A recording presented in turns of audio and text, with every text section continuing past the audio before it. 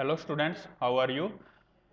Let's start. देखना, अपने last video के अंदर हमने किसके बारे में रीड किया था? एंटीबॉडी और एंटीजन के बारे में हमने अच्छे से रीड कर लिया था। इस वीडियो के अंदर हम किसके बारे में डिस्कशन करते हैं? स्ट्रक्चर ऑफ एंटीबॉडी, यानी कि एंटीबॉडी की जो स्ट्रक्चर है उसके बारे में हम क्या करते हैं? कंप्लीटली डिस्कशन करते हैं कि स्ट्रक्चर ऑफ एंटीबॉडी, यानी कि एंटीबॉडी की जो स्ट्रक्चर होती है। हमने देखा कि एंटीजन बॉडी में एंटर होता है और बॉडी में एंटर होकर क्या करता है, यानी कि किसको डिस्ट्रॉय करता है, किसको हार्म करता है? मेनली जो एंटीजन होता है वो यानी कि बॉडी के अंदर एंटर होके किसको हार्मफुल करेगा? हमारे इम्यूनिटी सिस्टम को, जो कि बी लिम्फोसाइट पे प्रेजेंट होता है। बी लिम्फोसाइट को हिट करके प्लाज्मा सेल सिक्रेट होते हैं और प्लाज्मा सेल क्या करते हैं? स्पेशल टाइप का केमिकल रिलीज करते हैं जिसको क्या बोला जाता है? स्ट्रक्चर ऑफ, यानी कि जिसको क्या बोला जाता है? एंटीबॉडी बोला जाता है।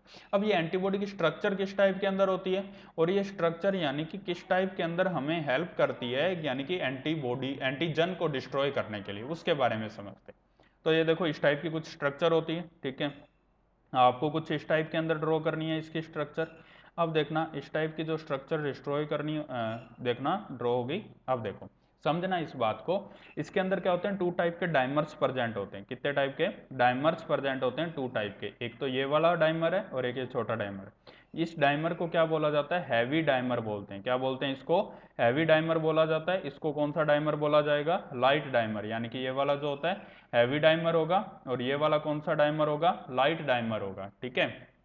अब जो हैवी डाइमर होता है, इस हैवी डाइमर का जो वेट रहता है कितना रहता है? 50,000 डोल्टन। कितना वेट रहेगा इसका?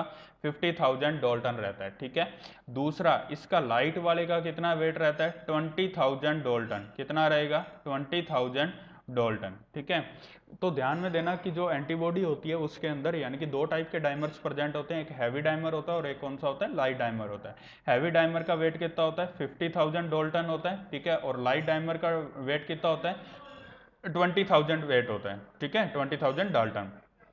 अब जो ये जो हैवी डाइमर्स होते हैं, हैवी डाइमर कितने का बना होता है? 420 अमीनो एसिड्स का, सॉरी 440 अमीनो एसिड्स का बना होता है। कितने अमीनो एसिड्स का मिलकर बनता है ये? 440 अमीनो एसिड्स का।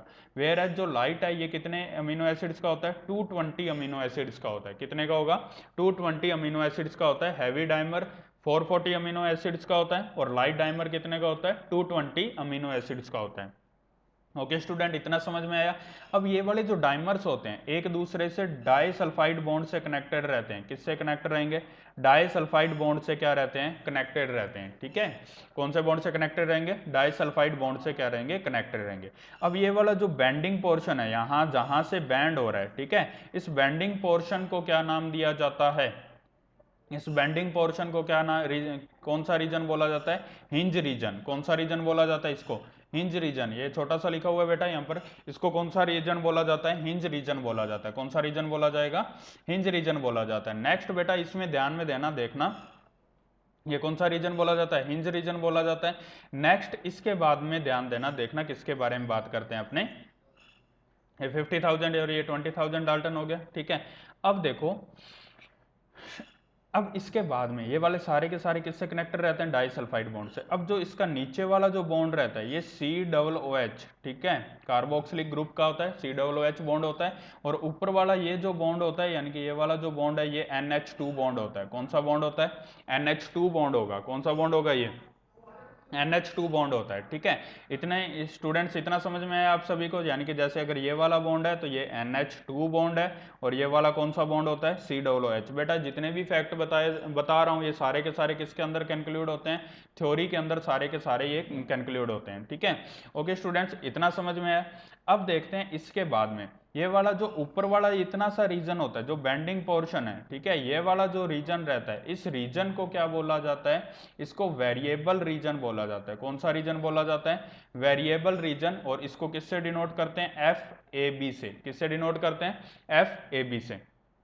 वेयर एज अपने ये जो दूसरी साइड देखते हैं, यानी कि जो नीचे वाला जो पोर्शन रहता है, ये वाला जो फिक्स पोर्शन, यानी कि ये जो नीचे वाला पोर्शन है ये बिल्कुल फिक्स पोर्शन होता है। और इस फिक्स पोर्शन को क्या बोला जाता है? ये वाला जो फिक्स पोर्शन होता है, इस फिक्स पोर्शन को क्या नाम दिया जाता है? तो ध्यान देना स्टूडेंट्स, इस फिक्स पोर्शन को जो बोला जाता है, यानी कि ये वेरिएबल पोर्शन होता है और नीचे वाला जो फिक्स पोर्शन होता है इसको कांस्टेंट पोर्शन बोलते हैं। कांस्टेंट, ठीक है।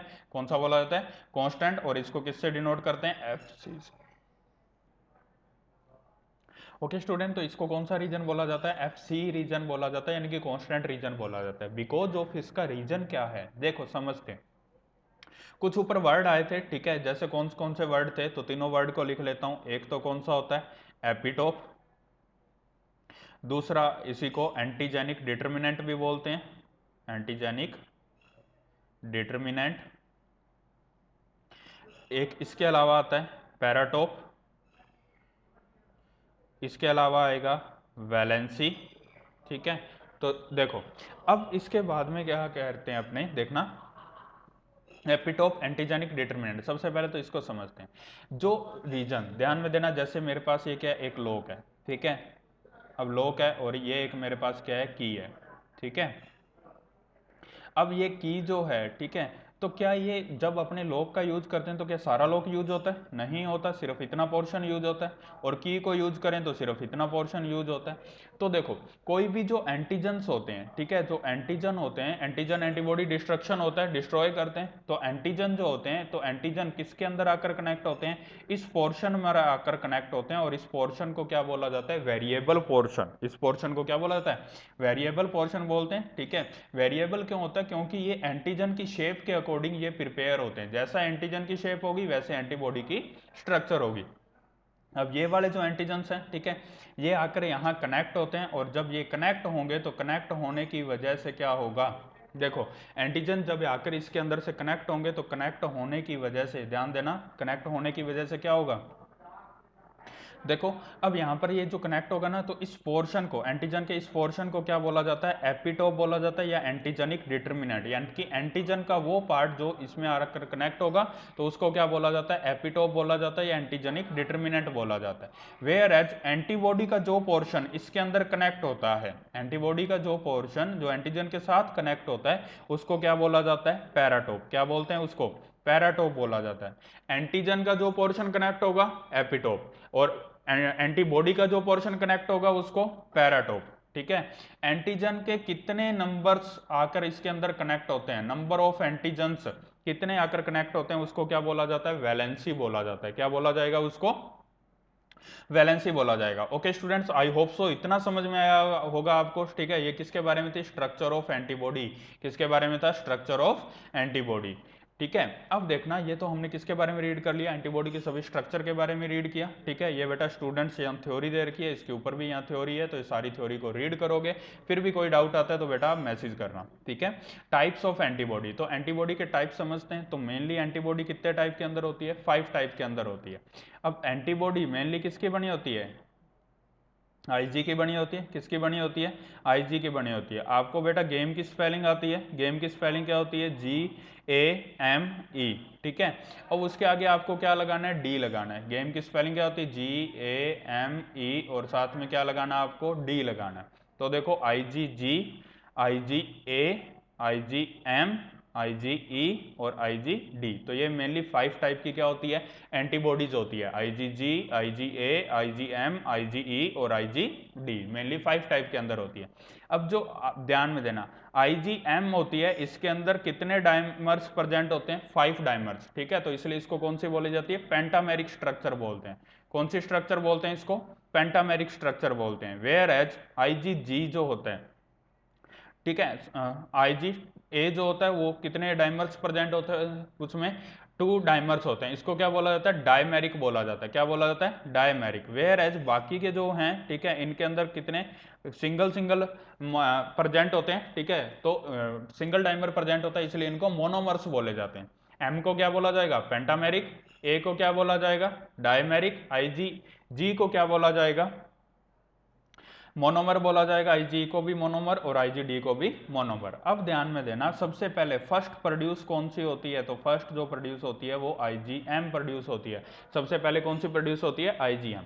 अब देखना, जो G है तो G का ग्लोबिन क्या रहता है? Gamma globin. A का क्या रहेगा? सॉरी, G का क्या रहेगा? जी का रहता है आपका गामा ग्लोबिन रहता है, ठीक है। ए का क्या रहेगा? Alpha globin. एम का क्या रहेगा? म्यू रहेगा। ई का क्या रहेगा? एप्सिलॉन रहेगा, डी का क्या रहेगा, डेल्टा रहेगा, ठीक है। अब देखो जी का क्या रहेगा, गामा, ए का क्या रहेगा, अल्फा, एम का क्या रहेगा, म्यू, ई का क्या रहेगा, एप्सिलॉन, डी का क्या रहेगा, डेल्टा। ओके स्टूडेंट्स, इतना समझ में आया आप सभी को, ठीक है। अब देखो IgG, IgA, IgM और IgD मेनली कितने टाइप की ये एंटीबॉडीज है, 5 टाइप की है। अब ये कहाँ कहाँ प्रेजेंट होती है, अपने इनको नेक्स्ट वीडियो में देखेंगे। Thank you and have a nice